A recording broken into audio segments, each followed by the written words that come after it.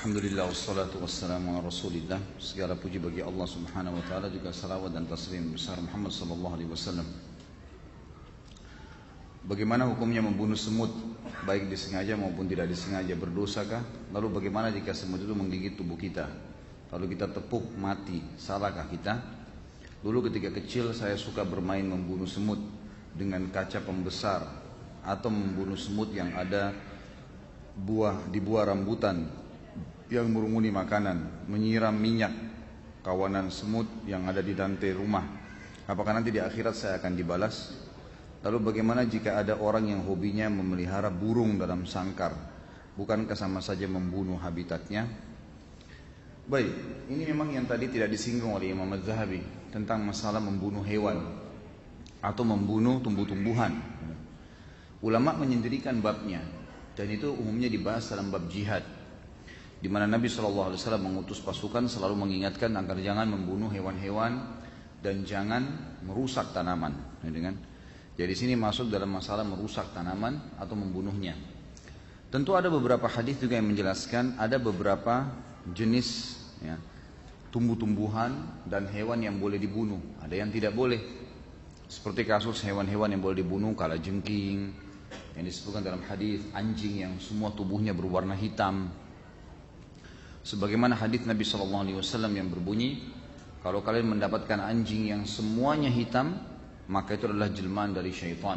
Bunuhlah, semua hitam ya, nggak ada sedikit pun bulu warna lainnya. Itu sebuah hadis sahih riwayat Imam Muslim. Contoh, kalajengking boleh dibunuh. Hewan-hewan yang berbahaya, yang mengganggu manusia, masuk dalamnya adalah nyamuk, ya. Semut di sini kalau sampai mengganggu manusia, yang mengganggu saja. Tapi kalau tidak mengganggu nggak boleh. Kalau tidak mengganggu nggak boleh. Dan kita harus tahu ada hadis Nabi SAW lain di riwayat Bukhari, fi kulli kabidin ratabatin ajr. Di setiap denyut kehidupan ada pahala.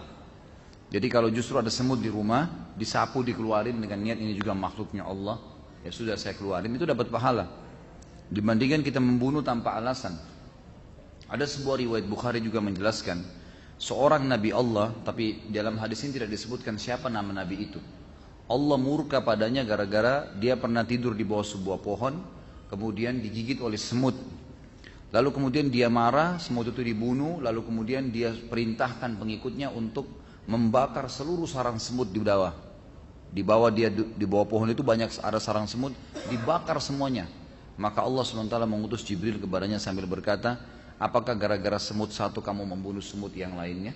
Artinya yang mengganggu saja, yang tidak mengganggu gak usah, gitu kan? Jadi ini jenis hewan yang memang boleh dibunuh dan memang dia berbahaya.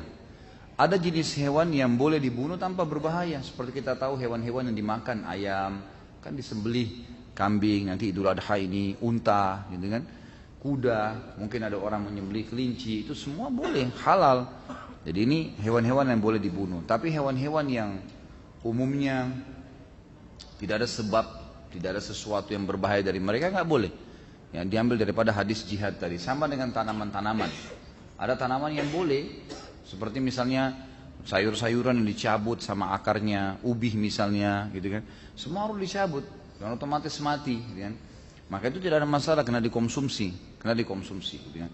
Tapi ada tumbuh-tumbuhan yang kalau tidak ada sebab, tidak dapat, terus tiba-tiba dibakar. Nah itu tidak boleh. Membakar itu berarti sama dengan membakar. Jadi membakar tumbuh-tumbuhan sama dengan membakar hewan, sama dengan membakar makhluk Allah yang lain, ini tidak dibolehkan. Jadi di sini dipilah ya. Kalau yang mengganggu Anda silakan, gitu kan, itu masih boleh. Bahkan ya sapi yang mengamuk kemudian ditembak atau ini karena berbahaya bagi orang, itu tidak ada masalah karena berbahaya bagi manusia. Kalau enggak maka enggak boleh. Kalau masalah orang memelihara hewan, ini ada bab lagi sendiri. Abu Hurairah radhiyallahu anhu memelihara kucing, ya, memelihara kucing, dan itu Nabi SAW tidak larang. Abu Hurairah nama lainnya Abdurrahman ibn Sakhr, tapi dikenal dengan Abu Hurairah. Hurairah artinya kucing, karena orangnya suka banyak pelihara kucing. Nah di sini Nabi SAW membiarkan, tidak ada masalah, karena dia merawat hewan-hewan itu, dia merawat. Sebagian ulama mengatakan ini khusus kucing, sebagian yang lain mengatakan masuk di antara semua hewan yang dibolehkan kalau mereka merawatnya. Ada yang mengatakan juga di sini masuk burung. Tapi saya saran saya, hanya yang ada dalilnya saja. Kalau kucing ada dalilnya, kalau tidak ada dalilnya maka jangan. Termasuk burung tidak pernah ada disebutkan sahabat memeliharanya. Maka lebih baik dilepaskan saja. Kalau itu hobi saya Ustaz, ya harus dialihkan hobinya. Karena rasa dan perasaan seorang muslim harus tunduk pada hukum Allah. Nggak boleh semua diikutin. Kalau kita mau ikutin semuanya maka semua dosa kita akan lakukan, gitu kan? Jadi harus ditundukkan.